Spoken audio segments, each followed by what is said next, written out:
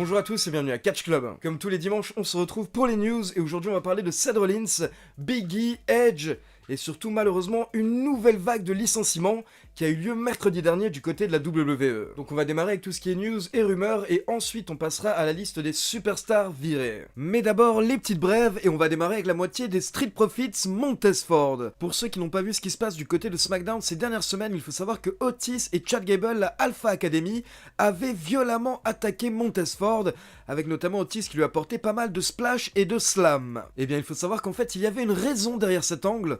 En fait, c'était pour expliquer l'absence de Montez Ford qui a subi une opération cette semaine. Mais rassurez-vous, d'après le journaliste américain Dave Meltzer, ce n'est rien de grave. Apparemment, c'était une opération volontaire de la part de Montez Ford qui n'est pas liée à une blessure et Montez Ford ne devrait pas être absent très longtemps. On continue toujours avec les opérations mais on passe du côté de la AEW car il faut savoir que cette semaine le catcheur Trent s'est fait opérer au niveau de la nuque.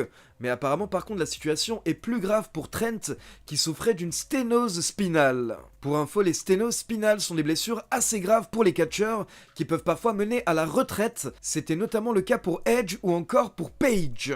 Mais concernant Trent, les dernières nouvelles sont rassurantes, l'opération s'est bien passée. Par contre, selon les médias américains, il pourrait être absent des rings pendant une longue période, entre 8 et 12 mois. On continue avec la WWE qui teste actuellement des catcheurs et des catcheuses de NXT dans le roster principal, notamment Karrion Kross, Bronson Reed, Scarlett Bordeaux et Shotzi Blackheart. Cette semaine, Karrion Kross et Bronson Reed ont participé aux enregistrements de Main Event. Karrion Kross a battu Shelton Benjamin et de son côté, Bronson Reed a battu Drew Gulak. Et derrière, le champion NXT Karrion Kross a enchaîné avec un dark match avant les enregistrements de SmackDown devant les officiels où il a battu Slapjack. Et petite précision concernant Karrion Kross lors de ces 3 test matchs, il n'était pas accompagné par Scarlett, donc son entrée était légèrement modifiée. Mais du coup, pendant ce temps, Scarlett Bordeaux a également été testée car elle a affronté Shotzi Blackheart dans un dark match également cette semaine. Et en gros, l'objectif de ces matchs pour Scarlett Bordeaux, Shotzi Blackheart, Karrion Kross et Bronson Reed est de montrer leur niveau aux officiels du roster principal avant de potentiellement être appelés justement du côté de Raw ou du côté de SmackDown. On continue avec une petite info pour ceux qui ont raté NXT cette semaine. Il faut savoir qu'on a enfin eu notre réponse par rapport à la Diamond Mine. On pensait que Diamond Mine allait potentiellement être un show à part ou un segment, mais en fait Diamond Mine est un clan et c'est un clan qui est dirigé par Roderick Strong. Roderick Strong est donc de retour à NXT avec son propre clan et au sein du clan il est accompagné par Tyler Rust et Hideki Suzuki et les 3 membres du clan sont managés par Malcolm Bivens. Et pour info, le nouvel objectif de Roderick Strong est le titre Cruiserweight et apparemment en général l'objectif de la WWE actuellement serait de relancer la division Cruiserweight. Et pour terminer au niveau des brèves, juste une petite précision, il y a plusieurs fans cette semaine qui pensaient que Eva Marie avait déjà été virée par la WWE quelques semaines après son retour, car sur le site de la fédération, Eva Marie apparaissait dans la partie alumni, donc dans la partie ancien catcheur. Mais il faut savoir que c'était simplement une erreur de la part de la fédération, le site n'était pas à jour et depuis, ça a été modifié. Eva Marie est dorénavant dans le roster de Raw, donc ne vous inquiétez pas, Eva Marie n'a pas été virée. Donc on peut continuer avec les news. On démarre avec une information par rapport à la WWE qui va revenir en Europe avant la fin de l'année. En effet, pour ceux qui ne sont pas au courant, la WWE va repartir en tournée à partir du 16 juillet dans des arènes avec du public aux États-Unis. Mais par contre, la fédération n'avait pas encore annoncé de date à l'extérieur des États-Unis. Eh bien, c'est fait, c'est officiel, car la WWE a annoncé qu'elle va retourner au Royaume-Uni au mois de septembre 2021. La fédération a précisé que ce sera le roster de SmackDown qui se rendra à Newcastle le 19 septembre, Londres le 20 septembre, Cardiff le 21 septembre et Glasgow le 22 septembre. Et petite rumeur également par rapport aux tournées de la WWE, apparemment la fédération souhaiterait retourner en Arabie Saoudite avant la fin de l'année, potentiellement en octobre ou en novembre 2021, mais pour le moment ça n'a pas été officiellement confirmé. On continue avec une bonne nouvelle par rapport à une nouvelle française qui est apparue du côté de la WWE à NXT UK cette semaine. Il s'agit de Mila Smith. En effet, cette semaine, Mila Smith est apparue dans le show hebdomadaire NXT UK et elle a eu un petit échange tendu avec la catcheuse Ginny Couture. Et donc pour le moment, nous ne savons pas si Mila Smith a signé avec NXT UK et la WWE. mais en tout cas on croise les doigts et on lui souhaite le meilleur. On espère qu'elle pourra obtenir un contrat avec la fédération. Et pour info, pour ceux qui ne sont pas au courant, j'avais pu interviewer Mila Smith il y a un peu plus de 2 ans, donc la vidéo est disponible sur YouTube et je vous laisse le lien dans la description. On enchaîne avec une information par rapport au prochain pay-per-view de la WWE, Money in the Bank. Pour ceux qui ont raté l'épisode de SmackDown cette semaine, nous avons eu le droit au retour de Edge. Edge qui a attaqué Roman Reigns.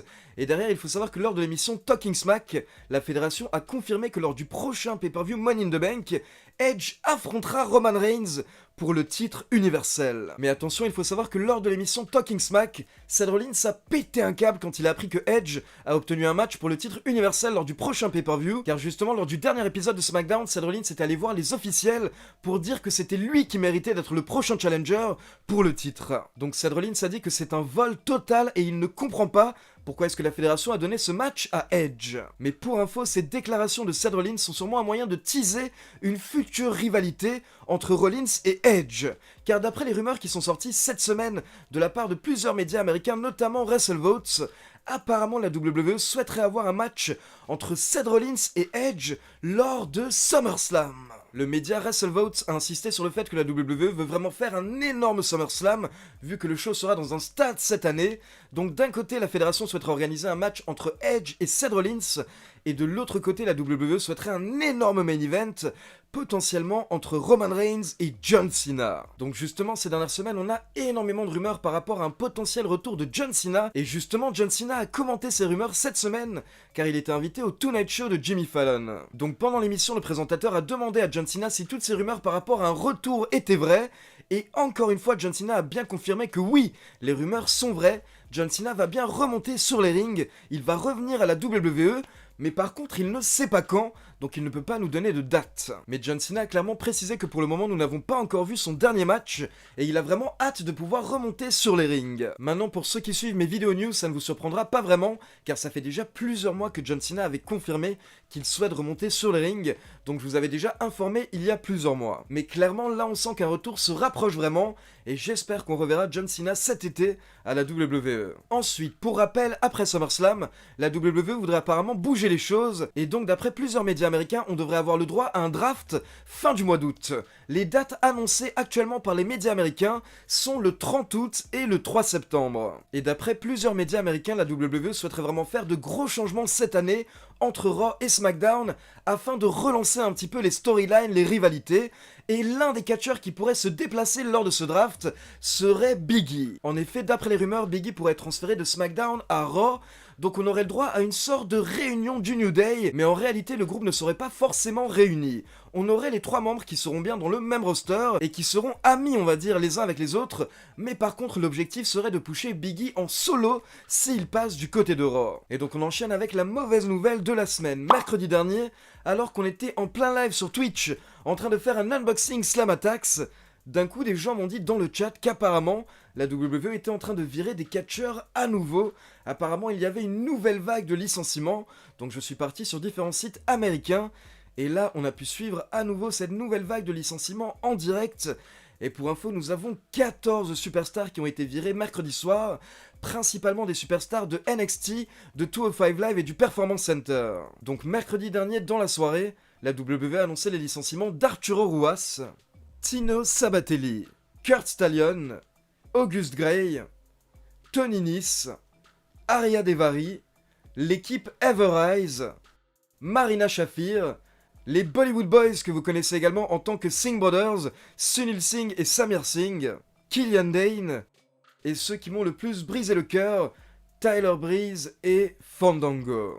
Et je vais vous donner plusieurs précisions par rapport à cette nouvelle vague de licenciements. Donc d'abord, bien entendu, comme d'habitude, tous ces catcheurs ont une clause de non-concurrence qui varie selon les catcheurs entre 30 et 90 jours. Deuxième petite précision, encore une fois, la WWE a utilisé l'excuse des restrictions budgétaires. Donc comme pour toutes les vagues de licenciements depuis le début de la pandémie, la WWE joue la carte de l'argent, la carte du budget, alors que d'un autre côté, la fédération n'a jamais fait autant d'argent. Troisième précision très importante, il faut savoir que dès mercredi, le média américain Fightful a annoncé que c'était le président de la WWE, Nick Khan, qui était derrière tous ces licenciements. Et donc pour ceux qui ne sont pas au courant, je rappelle que Nick Khan est le président de la WWE et il est en dessous de Vince McMahon dans la hiérarchie. Vince McMahon est lui, bien entendu, le grand patron. Donc le média américain Fightful a annoncé que c'était Nick Khan qui était derrière tous ces licenciements, et derrière tous les autres grands médias américains ont repris cette info, mais le problème c'est que quelques heures plus tard, le média américain Fightful s'est rétracté. En effet, quelques heures plus tard sur Twitter, le média américain Fightful a annoncé qu'ils ont été contactés par leurs sources au sein de la WWE, et toutes ces sources ont nié le fait que c'était Nick Khan qui était responsable des licenciements. Donc Fightful a posté un message pour se rétracter, et quelques heures plus tard, le média Fightful a effacé tous ces messages par rapport à Nick Khan. Le problème c'est que malheureusement depuis, cette fausse information s'est beaucoup propagée, car beaucoup de personnes ont partagé le premier article de Fightful, mais peu de médias ont partagé le message où il se rétracte. Donc pour info, je ne tiens pas du tout à protéger Nick Khan, mais je pense que c'est important qu'avant qu'on accuse quelqu'un, on ait des preuves concrètes, et donc actuellement il n'y a aucune preuve qui prouve que c'est Nick Khan qui est derrière tous ces licenciements. J'ai vu certaines personnes qui supposent que c'est tout de même de la faute de Nick Khan, car selon ces personnes, c'est le bordel à la WWE depuis que Nick Khan a été embauché, mais en toute honnêteté, c'était déjà le bordel avant que Nick Khan arrive fin de l'année dernière, et il y avait déjà des vagues de licenciements bien longtemps avant l'arrivée de Nick Khan. Et donc une dernière petite précision par rapport à cette nouvelle vague de licenciements, apparemment l'objectif de la fédération était de virer des catcheurs qui avaient plutôt 30 ans ou plus, et des catcheurs pour qui la fédération n'avait pas de plan, ou des catcheurs qui sûrement ne perceraient jamais dans le roster principal. Car apparemment le nouvel objectif de la fédération serait de rajeunir le roster. Donc d'après les rumeurs, lors des prochains mois, la WWE devrait embaucher en masse, et l'objectif serait de recruter des superstars de moins de 26 ans et de plus de 100 kilos. Donc la fédération souhaiterait se tourner à nouveau vers de jeunes stars massives, et les médias américains rappellent que Vince McMahon adore les géants, les superstars massives, et il aime toujours se tourner vers des géants en situation de crise. Donc voilà, c'est tout pour les news. Maintenant, comme d'habitude, c'est à vous. N'hésitez pas à me laisser vos avis dans les commentaires. Par exemple, dites-moi quel catcheur vous souhaiteriez voir bouger, changer de roster lors du prochain draft. Pour ceux qui ne sont pas au courant, je rappelle qu'on se retrouve tous les lundis, mercredis et vendredis en direct à 20 h sur Twitch. Et comme d'habitude, n'oubliez pas de liker la vidéo, de vous abonner à la chaîne et de cliquer sur la petite cloche pour être informé de la sortie des prochaines vidéos. Ciao tout le monde!